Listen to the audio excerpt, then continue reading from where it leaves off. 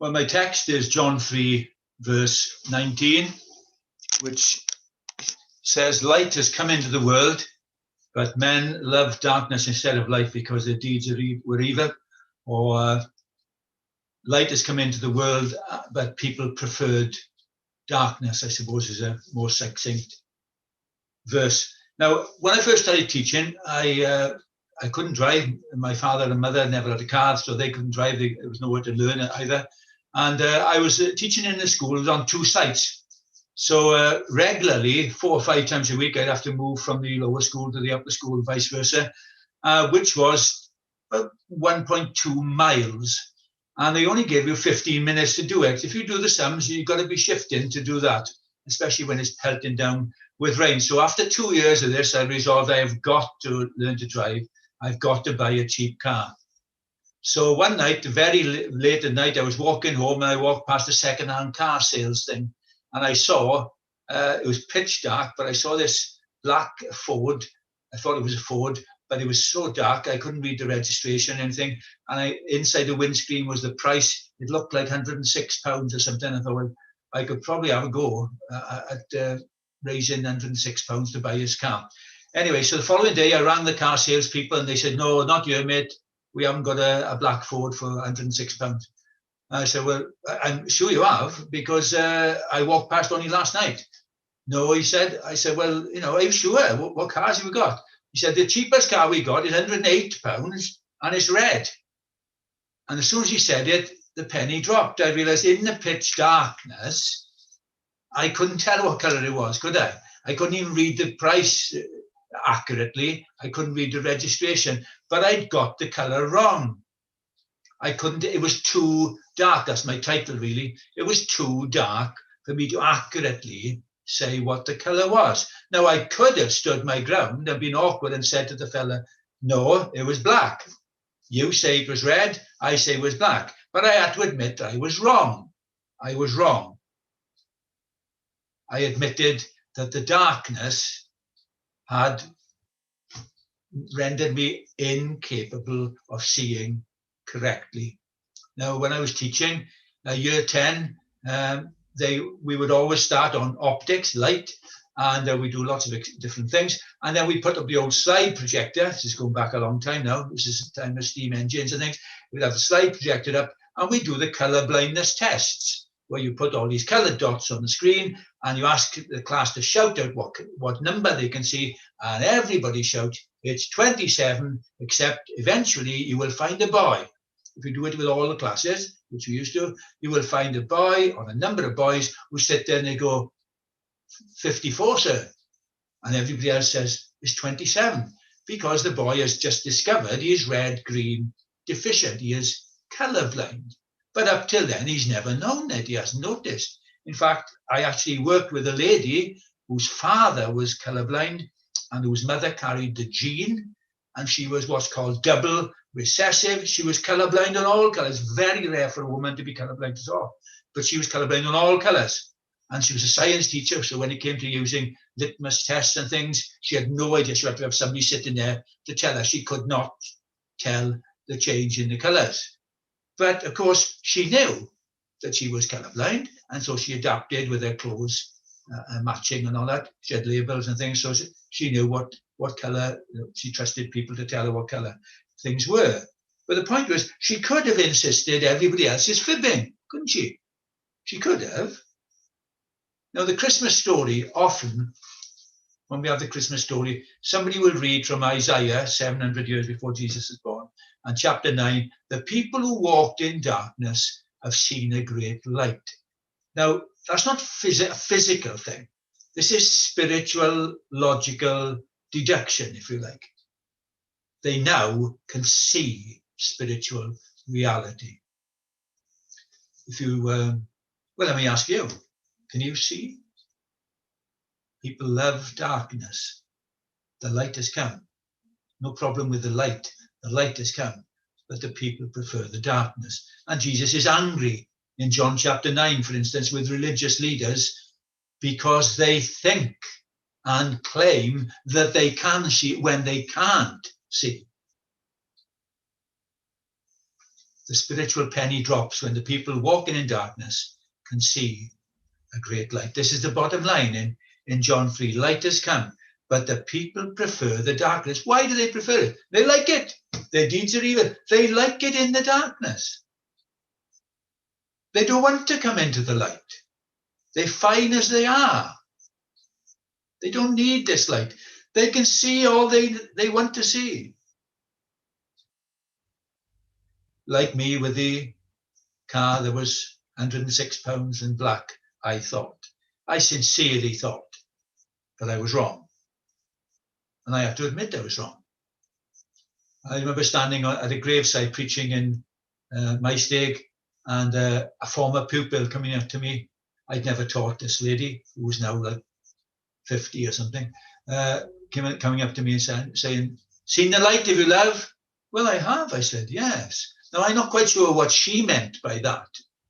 Maybe she meant you see everything differently, God and heaven and Jesus and the devil and hell, in which case she was spot on. I see everything differently now. The light has come. Paul wrote in 2 Corinthians 4, the God who said, "Let light shine out of darkness," which is page 1 of the Bible, Genesis 1, page 1. The God who said, "Let light shine out of darkness," has shone in our hearts, says Paul, to give us the light of the knowledge of the glory of God in the face of Jesus Christ. Now, let me ask you, has that happened to you? So that we know every Christian can see, and they know they can see, because the light of the gospel of the glory of God has shone into their hearts. You know, Jesus said, "I am the light of the world." And he's shone into the soul or spirit or heart, whatever you want to call it, of every Christian. They can see, and they know that they can see. And they know that nobody else can see who's outside of Christ. You know, I remember a Christian, 18-year-old Christian, in school, in sixth form, telling me that he'd had a big debate with the biology teacher on some of the stuff that she was saying about evolution and so on. And he said, "I was only asking her question. She got so nasty, sir." I said, "Well, yeah, but she's going to get nasty. She's in the darkness. She likes it in the darkness. To step out of that, she's pinning all her hopes on no God and random collisions of atoms and random mutations producing everything. She's frightened of getting out of the darkness, because if you were right, she's in big trouble. You've got to realize she's in the darkness." Mr. Johnson, the Prime Minister, announced relaxation of certain COVID things. The reaction on the following morning in the papers that I looked at, instead of saying, "Oh, at last, some relaxation," they were accusing him of putting a stranglehold on us. They were saying things like this: "This is like being released from prison with electronic tags on our ankles, and we've got to report to the police station twice a day forever." Well, why are they saying such, ridiculous things, really? Why are they saying such illogical, unreasonable stuff? And the answer is, of course, that their sin, their self-ego, the sin, clouds their vision. They can't see past their own wants, their own needs. Anything that has a potential to spoil their fun, they don't like it. They can't see clearly. I remember, trying to punch this home, I remember when I attended my very first parents' meeting as a young teacher. And a guy came up. He was a very important man in the world of education. I knew him a bit, and he knew who I was. And he sat down, and in the course of the conversation about his daughter, who was lovely, and he was a nice guy too, and she was lovely, the daughter. But he said to me, "Look now," it was about could his daughter do A-level physics the following year, okay? And he said, "Look, be honest now, Al. Is she good enough?" And since he said, "Be honest," I thought, well, I'll be honest then. So I said, "It's going to be touch and go, you know. I don't know." Well, suddenly he changed. "What?" he said. "My daughter? You're telling me my daughter's not good enough?" Well, why did he say that? Because we're all the same. Me, me, me. But the problem is we can't see it mostly, can we? Because we love the darkness. Have you seen what you are? Now, when that 15-year-old girl was miraculously healed like that in Morriston Hospital that Saturday afternoon years ago. And her parents and boyfriend hugged each other and grabbed hold of me and shouted, "You brought God with you. We'll be in church tomorrow." But they never came. Not once. Not a girl. Never came. Why? Even though they promised. Because the darkness is very, very dark. A religious author said he was a Christian. I don't know. But he, Hebrews 6 warns that some people, they're enlightened a bit, but they haven't actually been converted. Anyway, this religious author said, if we read the newspapers every day, what do we see? Thousands of prayers God hasn't answered. Well, where do we start with somebody who's in the dark like that? Where do we start? 1 Corinthians 2, again, Apostle Paul says, the person without the Holy Spirit, the person who's not converted, who isn't saved, the person without the Holy Spirit, they can't discern spiritual things. They can't see spiritual reality. They just can't. They're in the dark and they're happy to be in the dark.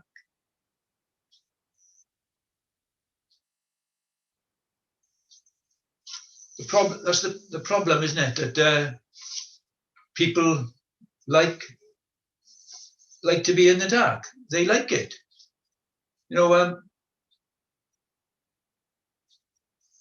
Sorry, I've lost my place. Right, sorry. So we're all the same. I think of myself before I was a Christian as an atheistic teacher.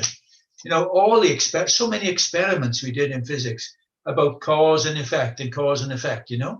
There's a particular effect. Well, we must look for the cause. And then when it comes to somebody asking me a simple question about how did everything get here, how did the world get here, I ditch all the common sense. I abandon all common sense now, and I insist on a Big Bang that just happened by chance, no God, no creator, no cause, no reason. Now, why did I suddenly check out common sense? Because I was in the darkness. I couldn't see, but I didn't want to see either. Is that you? See, the Lord pities me when I can't see, but he's also angry with me when I prefer not to be able to see. John 5, the religious leaders before Jesus, and Jesus says, you will not come to me to have life. You will not come.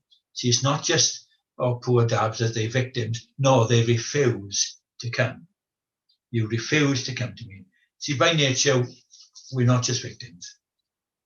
We're rebels. We're anarchists. We stick the finger up to God. That's what we do. We hate the light. We hate the light. It's not unlike if you sleep in soundly in the dark and somebody comes in and suddenly switches the bright light on. It's very unpleasant, isn't it? It's annoying. I was just thinking this week that Prince Philip passed away. The Queen enjoyed listening to Billy Graham. She admired him. She invited him to Buckingham Palace on at least one occasion. Did the Queen see her need? I don't know. Did she see only Jesus could save her? I don't know. Did she see she was in the dark spiritually? I don't know. Did she pass that on, if she did see, to Prince Philip? I don't know. What I do know is after 70 odd years of being married to the Queen, Prince Philip, and everywhere he goes, people bowing, suddenly now he's breathed his last. Wherever he is, there's nobody bowing to him now. Nobody bowing now.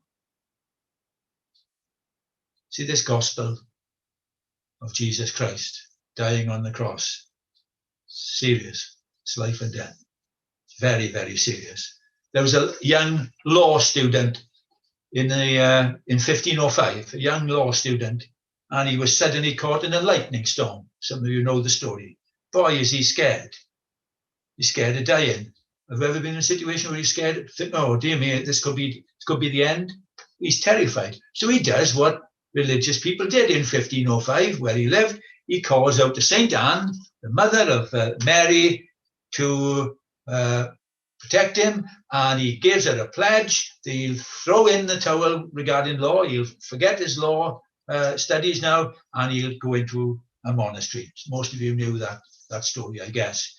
When he enters the monastery, his supervisor gives him a project to write a dissertation on a large book of theology, which was written by Peter Lombard, which had been in print for years because Lombard was born in 1096. This is like a 400-year-old, big, thick theology textbook.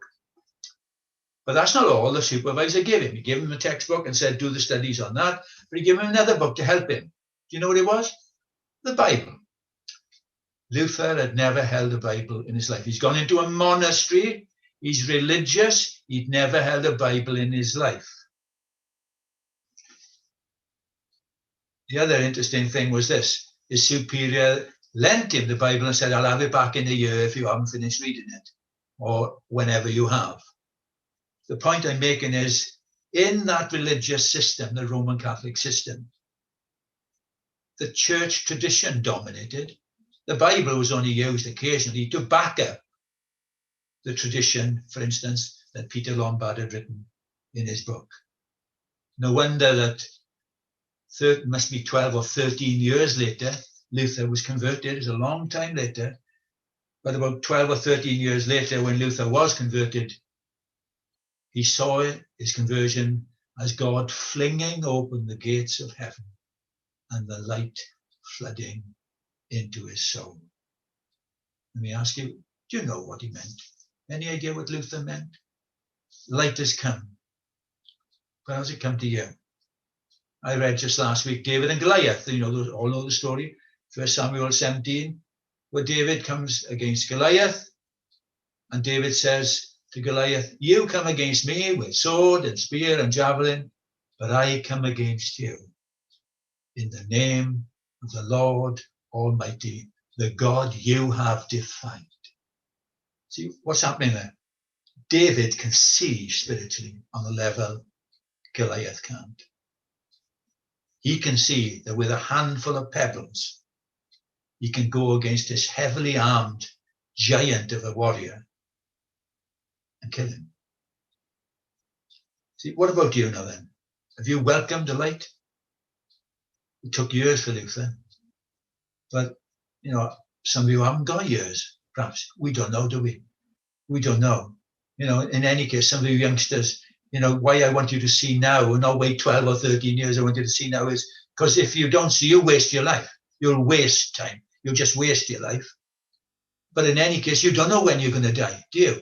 I stood at the graveside of young people, kids I taught even. Nobody knows. We don't know the day, do we? The Lord knows when you're going to die. And he's got you here today wonderfully so you can hear the gospel.